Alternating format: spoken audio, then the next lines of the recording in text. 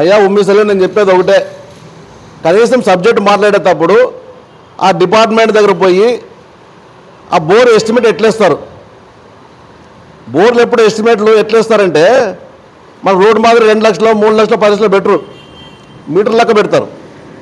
అంటే డెప్త్ ఎంత వేస్తే అన్ని మీటర్లకి డబ్బులు ఇచ్చే పద్ధతి అది. అది 2 లక్షలు కావచ్చు, 1 లక్ష కావచ్చు, 50,000 కావచ్చు. ఒకవేళ నువ్వు 1000 మీటర్లు వేస్తే అది డెప్త్ పోతుంది.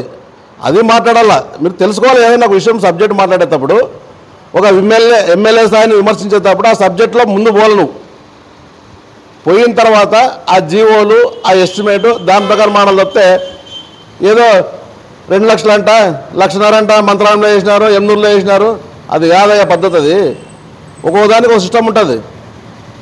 ఏమంటాడు సీఎం డెవలప్మెంట్ ఫండ్ అంట, మరి దాంట్లో బోర్లు వేసా అంటాడు.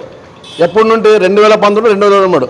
మళ్ళీ 2019 బోర్లు వేసిన వాళ్ళు మళ్ళీ ఎన్ని రోజులు ఏం చేస్తున్నాడు, దాదాపుగా 4 ఏళ్ళ.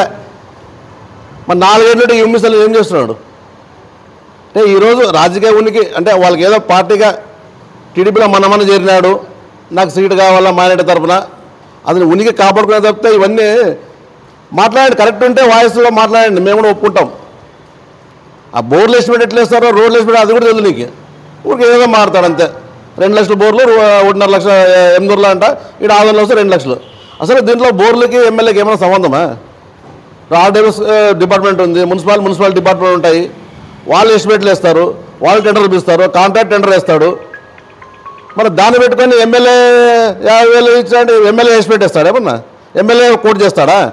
అతను ఏమంటాడు ఎమ్మెల్యే కోట్ చేస్తా అంటాడు. చూడండి ఒకసారి, ప్రజలు కూడా గమనిస్తారు ఇవన్నీ. అదొక సబ్జెక్టా? ఇన్నేమన్నాడు నా ఇంటికి ఎమ్మెల్యే ఇల్లు అంటాడు. అయ్యా ఎమ్మెల్యే ఇల్లు వచ్చి ఇక్కడ వచ్చి 60-70 ఏళ్ళు ఎమ్మెల్యే కట్టి, ఇప్పుడు కాదు వాళ్ళ నాయన. అంతకుముందు ఇది ఎక్కడ తెలిసిన అటేలి వాళ్ళ ఫ్యామిలీ ఇవన్నీ. గతంలో అటేలి వాళ్ళ యొక్క ఫ్యామిలీలో మా ఫాదర్ అంటే మాణిక్రెడ్డి గారు మేము వేసిన ప్లాట్లు ఇవన్నీ, ఇప్పుడు కాదు వేసింది ఇవి, దాదాపుగా 50-60 ఏళ్ళు. అందుకే సాయిబాబు నగర్ కూడా పేరు పెట్టినాం మేము. ఇవన్నీ తెలుసుకోవాలా.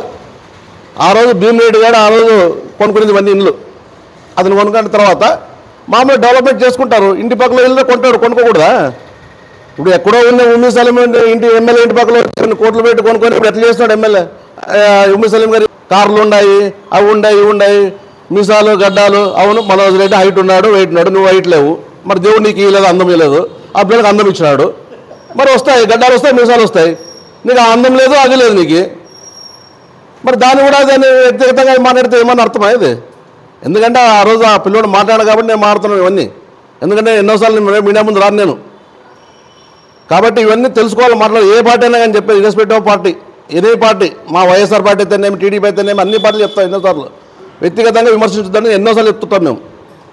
కాబట్టి అటువంటివి ఇంకొకసారి రిపీట్ కాకోకుండా అభివృద్ధి చెప్పండి, రుజువు చేయండి, దాన్ని ఒప్పుకుంటాం మేము కూడా. అంతేగాని ఇటువంటి ఏదేదో మాట్లాడుకొని అదేదో తెలుసు రాని సబ్జెక్ట్లో ఏదో ముందు పెట్టుకొని మాట్లాడితే మంచిది కాదు.